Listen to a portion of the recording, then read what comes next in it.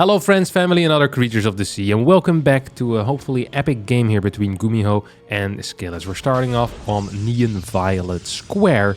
It's one of the 3 maps that has been re-added back into the map pool. And at first I wasn't too happy with this map, I'm gonna be honest, but I've watched a couple of games on it and I realized this is a map that's very black and white. There's no gray here, okay?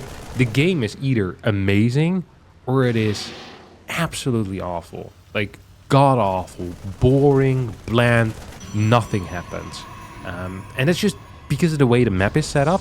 If there are 2 players that are willing to play kind of a long passive game, you're going to get a long passive game with very little interaction. However, if you get 2 players, or sometimes even 1 player, that is going to be, you know, willing to move on the map, you often get quite dynamic games, because you have this area here. This area allows for very quick access into a main base, making it hard to often defend that main base, and thus creating opportunities for drops and just basically any type of aggression heading into the main.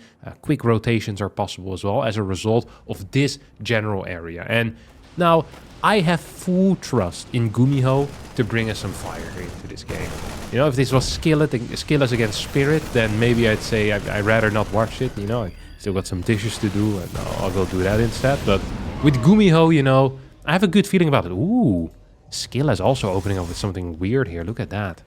It's gonna go for a fast fleet beacon. Is this a mothership rush? Tempest. Okay, it's going to be opening up with Oracle into Tempest. Scouts the fact that there is a Banshee opener here as well. This is one... Oh, this has been scouted too. Fleet Beacon has been spotted. We have a fast 3rd base coming up. So this is 2 gate, 3 gas, Fleet Beacon, Stargate, pumping Tempest. Oracle stays alive, has 4 kills already. Let's see if we can get another one. No, he can't. Actually needs to be careful that he doesn't accidentally die here. Battery on the way in the main base. It's going to provide some defensive value against these Banshees, or at least against individual Banshees. If actually 2 Banshees end up showing up, it won't provide a whole lot of value. But for now, it's just going to be a single Banshee. Tempest actually being rallied over into the dead space to deal with that Banshee, and is going to clear that, hopefully without any major losses here. That's hilarious. Can a Tempest keep up with this guy? You're gonna need to cut it off, no? Move over here. Come on, buddy. Okay, 1 worker goes down. Stalker's now moving into this direction as well, where we have some more probes moving on over. Revelation wears off. That means that this Oracle needs to come back. And I think with these 2 Stalkers and the Sentry, yep, Banshee number 1 is gonna get taken out. We have... Ooh. Ooh. Are you guys seeing what I'm seeing?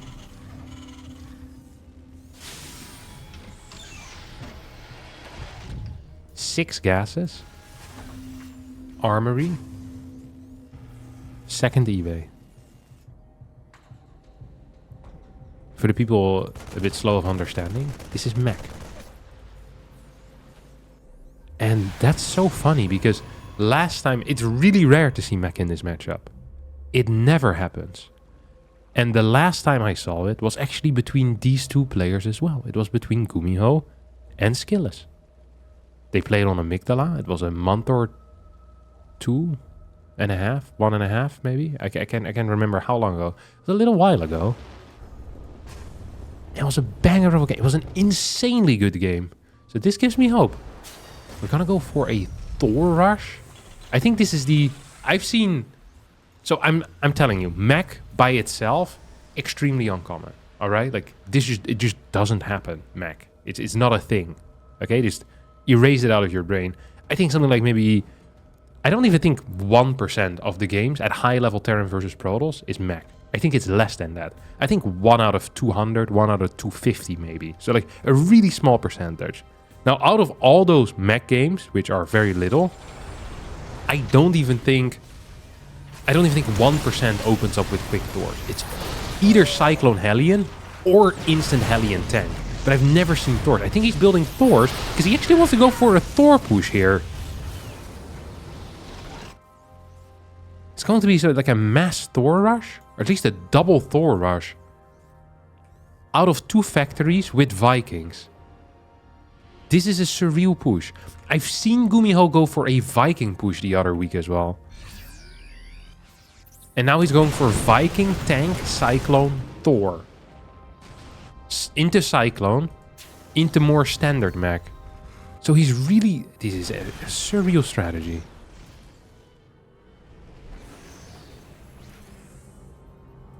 This is a completely unique composition. I don't think this should work, by the way. Although the damage output here of the Vikings is freaking bananas. Medevac is gonna get taken out, but a lot of Stalkers end up falling. I think this fort base is in some trouble. Do we have Zealot Warpins? No, charge ain't even done yet. Tanks are now gonna siege up. I thought with that blink forward that Skillas was just gonna win, but that wasn't quite the case. Now 2 tanks will get taken out. There's still a Thor and a bunch of Marines as well as a Viking. Reinforcements making their way across the map. Infernal Pre-Igniter is finished up. Here goes the Thor. Lots of HP on this bad boy. As the Marines continue dealing damage despite not having Stim or Combat Shield. Hallion's now showing up as well. Stasis Ward activates. 5 Marines get caught in it. As the Cyclones continue battling here as well. Oracle cleans up. What a scrappy defense here out of Skillas, who will stay alive but is down 6 workers. Upgrade-wise, how are we doing here? I think we have +1 vehicle weapons. We have mine as a follow-up.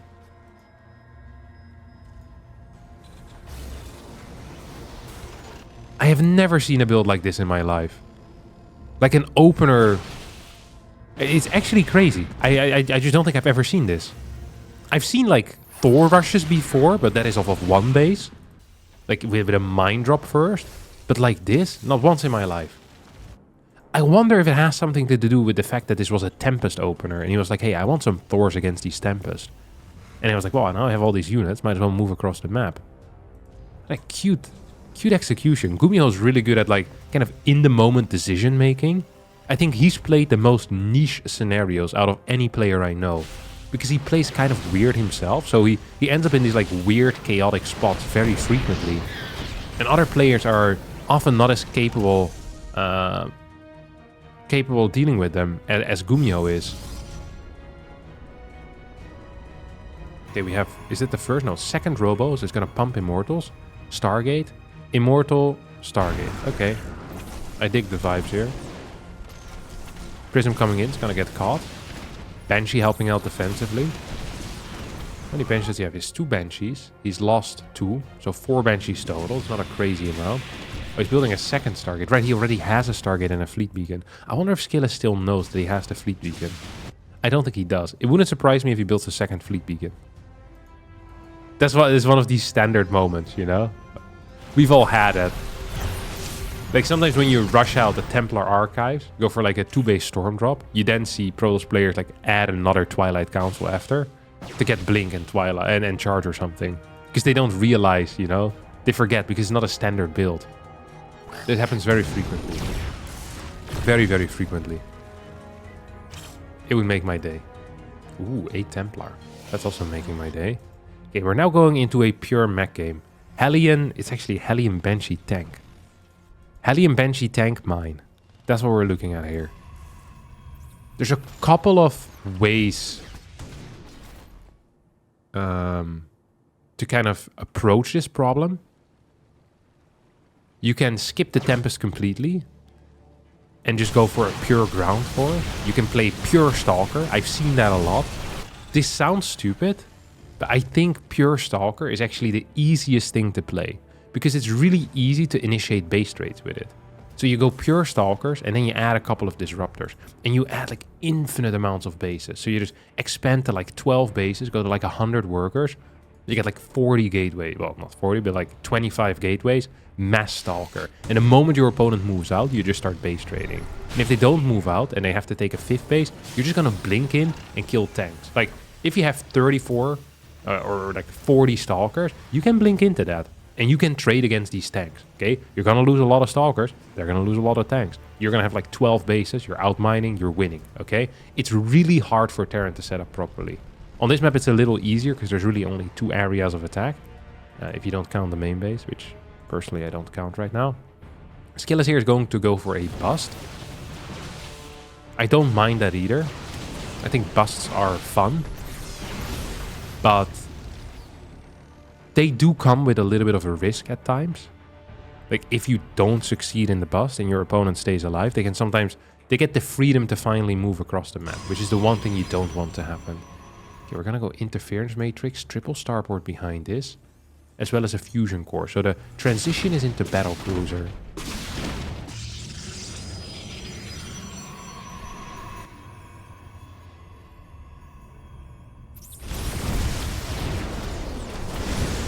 Raven battle cruiser. Getting plating still, no ship weapons quite. One Archon goes down here against the Hellion Cyclone. Banshees on the right side getting pushed back. I would love to see the Banshee speed. If you have a couple of Banshees this late in the game, why not? Plenty of cash in the bank anyway here for Gumiho as he's adding in a couple more CCs. Overall, command center count or orbital command center count is at 5. We have one more command center. It's going to move towards the right side to try and secure a 1, 2, 3, 4, 5, 6. 6 base, is that correct? Yeah, 6 base. The back base always confuses the counting for me. I don't know why that is.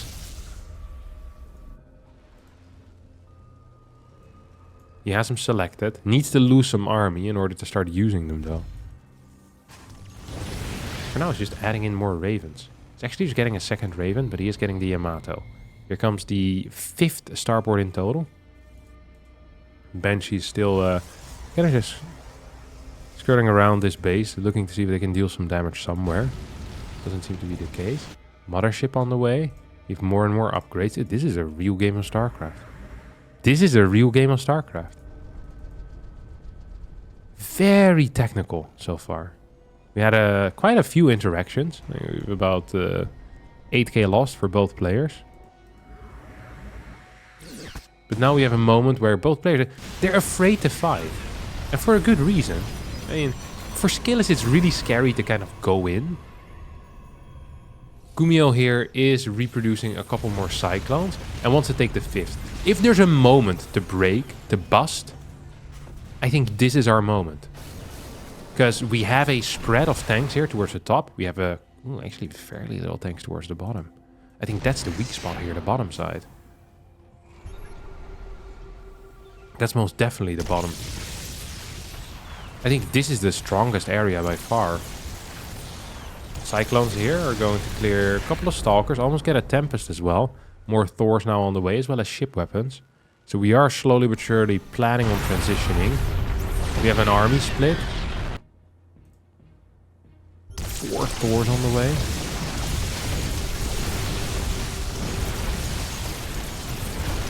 Cyclones with the flank, we'll get 1 Tempest. Not a bad flank then. Successful, I could even say. One could even call it successful. We have 2 more ravens. Actually, he's amassing ravens. What? I mean, that just doesn't get played either. He still doesn't have the hyperflight rotors, which is the speed upgrade for the Banshee. 3 ravens on the way.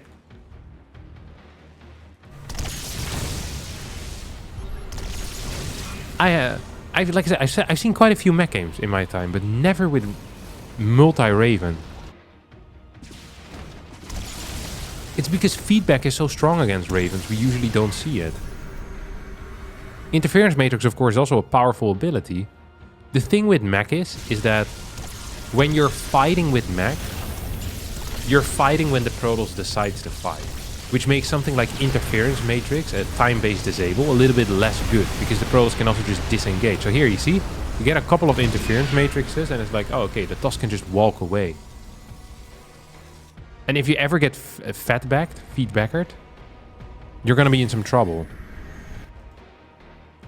And it's really about supply, right? So if you look at the Raven, Raven 2 supply, Templar 2 supply. But 1 Templar has the ability to disable 4 Ravens. Because feedback is 50 energy, right? So you're looking at the supply trade there. Is that it's not going to be even, most likely. It really ain't. And I love this. I freaking adore this play. It's like, hey, I have Tempest. I have a decent standing army with which I can fight. I just want to get a Nexus here. I'm just going to start mining out your side of the map. Maybe get like 30 cannons, like the cache is there. You can get freaking 20 cannons here. That's no problem, man. You can get 30 cannons here. That's no problem either. You have the minerals available. A couple of batteries in there. Tempest to help out. I do dig that. Hellion Cyclone still active on the right side. Ooh, maybe a little bit too active for their own good. They're actually gonna fall. Tanks in the back are gonna help out. Skillers does not want to fight into that. He's adding cannon battery. Like, look at this. Puff. This is such a neat little, like just this little square, you know. Oh, beautiful 3x3. Lovely to see. What's the Thor count at right now? We're at 5. We had 8 Ravens. Attacking into this is pure hell, by the way. It's not a fun time. It's not a fun time here whatsoever. Meanwhile, we have a 7th base now being taken for Gumiho, who decides to expand towards the top of the map. Gumiho also wants to get rid of some of his workers. The main reason for that being that he now has 7 orbital commands and thus isn't really in need of mineral SCVs anymore. Like, he still needs to mine gas, but a lot of the mineral mining can be achieved by just throwing down some mules if he ever really wants to. Thor's are trying to break this the cannon, the cannon setup, and at the same time, the Skillers decides to actually walk in here. Where the heck is this guy going? Okay, a bunch of Ravens. Here we go. First fight coming in. Ravens coming in with the flank. Can we get some feedback? So far, no. Just a zoning storm. Orbital command is gonna fall. These 2 Thors are coming in with a flank. I'm not sure if that's intended or an accident. This looks more like an accident to me. Some mispathing here, as this planetary is gonna end up dying. At the same time, Skillers on the right side is moving in forward as well. Gumiho needs to make some decisions here. It's what he wants to do. Good recall. Skillers goes back. Oh, straight into the mothership, right? Yeah, that was a mothership recall. Nice play. I like that. I really do like that. At the same time, Skillers continues pushing him forward. Has a lot of Tempest in the mix. 8, 9 Tempest in the mix. Base gets taken out instantly. Meanwhile, Immortal Stalker in the middle of the map is going to continue fighting. Gumiho, whoa. He doesn't win this fight. He absolutely rips Skillers another one. A new one.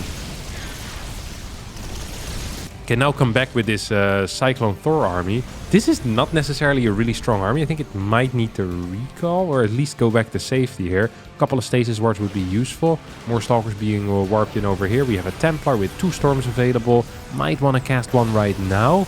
There we go. Bit of a zoning storm if anything, but we have one more. Maybe you can do more damage. No, not really. Cyclones stay alive. Skill is going to show up here with a lot of Tempest. 9 Tempest, 4 Immortals, 3 Archons. Look at the army supply, by the way, for Gumiho. Right now, Gumiho at 150 army supply. Interference Matrix flank coming in, and a lot of these units are now actually getting caught by the Interference Matrix. I've never seen this in my life. What the hell? They say there's a first for everything, but if you would have told me there was going to be a first for me watching a Raven flank killing a Tempest Archon army, then I would have called you a moron. What a ridiculous attack that was. Resources lost, actually in favor of the Terran player right now. We have more and more Stalkers coming in. This army isn't so strong, pure power-wise. Like, the disables are nice, but that's about it, you know? Cyclones, of course, do pack a little bit of a punch, but Raven's also now kind of running out. We have 5 Liberators in the setup. Raven's actually just flying into their death as the Cyclones now moving forward. They will need to trade out here. This is a good battle here. Holy crap. That blink is going to lock in the Cyclones, though, and in the end, Gumiho's going to get cleaned up. This is now an army that consists of mainly Stalkers. 40 Stalkers, look at that. I think you can actually do quite a bit with this. There's not a lot of tanks in position. Like this base, toast. Even this base. 5 tanks. Actually, toast. 5 tanks is toast, I think, against 40 Stalkers. There's actually no base that I think can be defended. The question now is where Skill is gonna go. Okay, he's gonna go in here. I think a mistake would be to tank some shots and then run away. I think this is correct. This looks weird to blink in like that, but it feels correct to me. Okay. Probably can blink forward into this. This is what, like 5, 6? It's 6 Cyclones. I think he's being too careful here. I think he's being too careful with these Stalkers. I think he can achieve more. There's a lot of DTs here in the mix, by the way. Holy guacamole. That is pretty nasty. Behind this, by the way, 5 BC transition. There's 2 Thors that are stuck in the main base. I'm not sure if Gumiho is aware of that. I have a feeling he might just not be. Stalker's now coming into this planetary's area. And as a result, planetary is gonna fall. There's lots of Cyclones over here. It's gonna blink in forward. I'm not so sure what I think of that blink right now. I much preferred it earlier, because right now the cyclone count went up to like 9 or 10. There was a liberator set up and a lot of freaking Hellions. This is kind of awkward here. This base went down, yes. Good job, Skillas, but your cash is pretty low. The first BCs are out right now.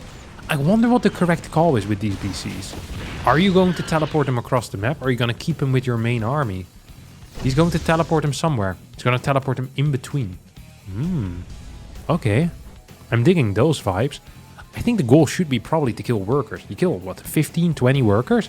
Terran's going to be banging here. Stalker's still alive. We have this mothership that can potentially teleport some units to it. I really like the Stalker, vibe that he's going for right now. This is too little Stalkers to deal with these Hellions, by the way. BCs need to go in. They can't just idle in the corner. This is not the time for sitting and doing nothing. This is the time for making moves, baby. Alright? It's time for making moves. Where's the main army? I don't even know. Okay, we're gonna get some scans in. It's gonna go for the Dark Shrine. I think violence should probably be the priority here, if I'm being real honest with you. If you take out all the violence, there's really zero production. Oh, never mind. We have 18 gates. What the hell? This guy is living in gate heaven. Holy crap. Okay, DT's still moving in forward. Are gonna die. That's a bad blink. 1 tank for 9 DTs. It's not the greatest trade deal I've seen in my life. I still believe that going for the Cybercore or Gateways is cool. I think he actually went for the Cybercore. Now he's gonna go for the Nexus. Nexus is completely pointless. Attacking the armor upgrade could be a big deal too, by the way. Shield is already at level 3, but armor is not even at level 1 yet, and it means that the damage of the BCs is going to be quite nice with +2 ship weapons. We're gonna get a fat recall home. It's just 5 Stalkers though. Yeah, you can probably shoot that with the Yamatos. You can probably shoot that with Yamatos. Okay, there we go. That's 1. That's 2. And that's your Nexus. How many active gates do we still have? So 6 are gone. 17 in total. Okay, that's a lot. No, it's only 5 left, sorry. So there's 12. 12 gates are left that can still produce. There's a Cybercore up again. It's been rebuilt in the natural. Tempest now on the way as well. This is a gnarly area, by the way, because it can attack 3 areas. So you need Stalkers here, and you need Stalkers here, because the Stalkers from this area can probably blink down just fine. But you do need a good split in between the base. So this is kind of tough to deal with. At the same time, this army probably could be doing something. I would have loved to see Cyclone Hellion behind this. So you have like kind of an active army that can kill stuff, or even just harassing with Hellions right now. Like, yes, there's some cannons, but you send in 4 or 5 Hellions, you're going to kill some workers. You send in some Hellions here, hell yeah, you're going to kill all 10 workers. Like, that would be great. Wait, where did the BCs go? I think going back home is... I understand it. I guess the Tempest came out, right? Yeah, okay, Tempest came out. That makes sense. I was like, why would he actually teleport home? I don't think that's a correct call. Money is quite low here for Gumiho. He's struggling to get a new base. He needs new lands to conquer here. And he's not finding them. Does have 5 orbitals, which is nice. Can always fly this one over to the goal. This one's empty too. Ideally, he takes this as his 6th. I think Skillas is just a little bit too rich at this point, if I'm being real honest. We have more Ravens coming in right now.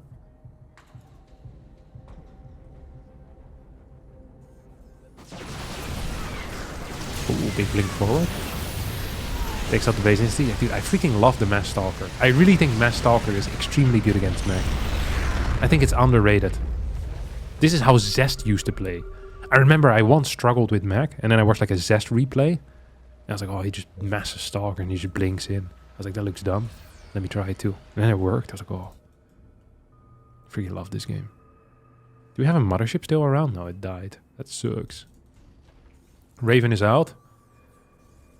So what's Gumiho's plan here? So the only way he's winning is if he manages to get a full supply push across the map. That's literally the only way he's winning a game. There's no other solution to his problems. Like, he needs to kill his opponent and then push through and go for it. But there's going to be so many reinforcements because we still have 15 gateways left over. Like, that is freaking 15 zealots or 15 stalkers at a time, you know? That ain't no joke. Ain't no lie, baby. Bye, bye, bye, bye, bye. 1, 2, 3, 4, 5, 6, 7, 8, 9, 10, 11. 11 Nexi. That's a lot of Nexi. He's the Nexi king. Nexus king. Quite cool.